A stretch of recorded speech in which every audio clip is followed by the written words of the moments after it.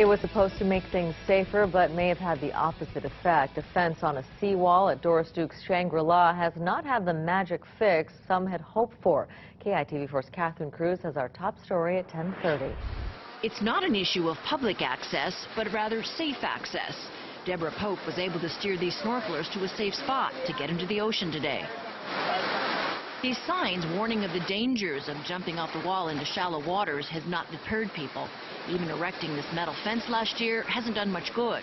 We've recorded in the last 3 months over 900 incidents of people jumping and diving in dangerous manners. So we need to do something to improve the public safety and make this a safer spot.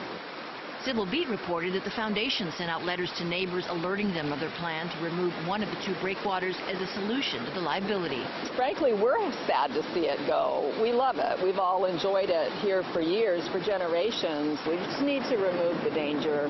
It's just not okay to have, young local kids being rendered quadriplegic. A local attorney who represented one of two teens who broke their necks jumping off the wall was glad the foundation was taking action. If it's a solution, it's a good idea. It's a bit late by a decade or so. And the problem, of course, is that the hazard was long known about even then.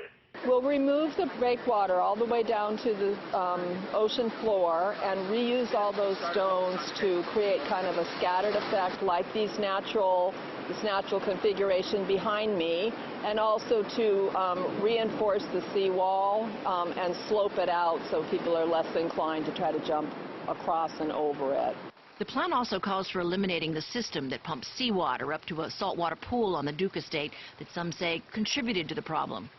The museum says it may only take the contractor 3 or 4 months to dismantle the breakwater and rearrange the rocks. The permit process, however, is another story. The checklist of federal and state regulators includes the Army Corps of Engineers, NOAA, as well as the State Land Board and Health Department, and it could take more than a year to complete the process. The fix is also going to be expensive, but the foundation doesn't have a price tag just yet. It is taking the issue of the breakwater removal to 4 neighborhood boards.